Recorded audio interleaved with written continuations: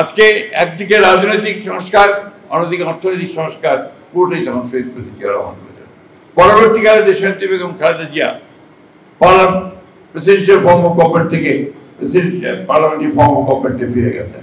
আরো পরে তিনি কেয়ারটেকার গভর্নমেন্ট সিস্টেম আমরা প্রথম দিকে না মানলেও উনি কিন্তু একটা নির্বাচন করে 2/3 মেজরিটি নিয়ে এসে এই কেয়ারটেকার গভর্নমেন্ট সরকার পাশ করে উনি কিন্তু সেটা সংবিধানে অন্তর্ভুক্ত করেছিলেন এবং সেই কেয়ারটেকার গভর্নমেন্টের অধীনে 4টি গ্রহণযোগ্য নির্বাচন অনুষ্ঠিত হয়েছে। সুতরাং বিএনপি সংস্কার চায় না এই কথা যারা বলে তারা পুরোপুরি জাতির সামনে জাতিকে বিভ্রান্ত করবার জন্য বলে। বিএনপি অবশ্যই সংস্কার চায়। 2016 সালে বিএনপি ভিশন 2030 দিয়েছে সংস্কারের জন্য।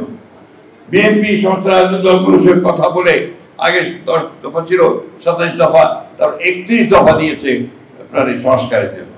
শুধু এই কথা বলে মানুষকে বিভ্রান্ত করতে চায় যে বিএনপি সংস্কার চায় না।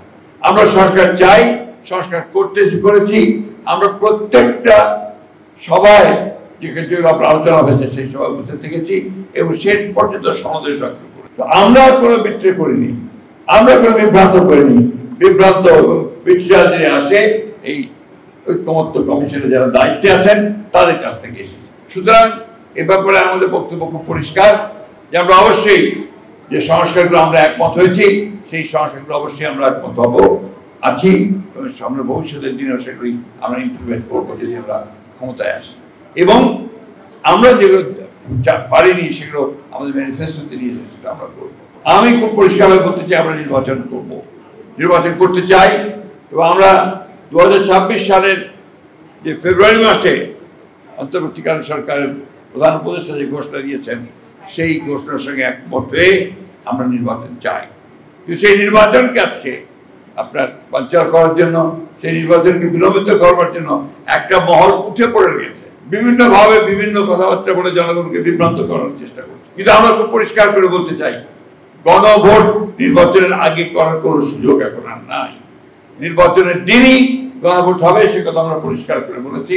সেখানে দুটো ব্যালট থাকবে, একটি ভোট গণভোটের জন্য আরেকটি হচ্ছে জাতীয় সংসদ নির্বাচনে। সুতরাং এই বিষয়ে কোনো দ্বিমত কারো থাকবে বলে আমি অন্তত মনে করি। আজকে যারা এই নিয়ে গোলমাল করছেন, রাস্তায় নেমেছেন, তাদেরকে অনুরোধ করবো দয়া করে জনগণকে অনেক বিভ্রান্ত করেছেন, অনেক করেছেন, সেগুলো আমি বলতে চাই না। এক সময় আপনার এই দেশের সকল মানুষের চাহিদা ছিল পাকিস্তান স্বাধীন হয়ে, আপনারা সেটার বিরোধিতা করেছেন।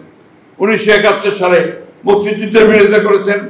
আজকে দয়া করে জনগণ যে নির্বাচন চায় সেই নির্বাচনের বিরোধিতা করবেন না, কারণ এই দেশের মানুষ কখনো বিট্রিয়ালের যারা বিট্রে করে তাদেরকে ক্ষমা করে না, তারা ক্ষমা পায় না। সুতরাং ওখান থেকে সরে আসুন, নির্বাচন করুন, নির্বাচনের মধ্য দিয়ে জনগণের মতামত প্রতিষ্ঠিত হোক, এটাই আমরা সকলে চাই।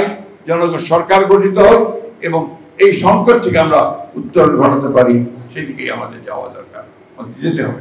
আমরা অবশ্যই আমাদের মিত্রদেরকে নিয়ে, যাদের সঙ্গে আমরা দীর্ঘ 15 বছর লড়াই করেছি, একসাথে কাজ করেছি, তাদেরকে সঙ্গে নিয়ে আমরা সরকার গঠন করতে চাই এবং খুব পরিষ্কার কথা আমরা বলেছি আমরা জাতীয় সরকার গঠন করতে চাই নির্বাচনের পরে। সুতরাং এই ক্ষেত্রে আমাদের বক্তব্য অত্যন্ত পরিষ্কার। আসুন সবাই আমরা এই একসাথে এই নির্বাচনকে রক্ষা করে সামনের দিকে এগিয়ে যাই এবং নির্বাচনকে অত্যন্ত সুন্দর সুষ্ঠুভাবে করে একটা আমাদের জনগণের পার্লামেন্ট, জনগণের একটা সরকার গঠন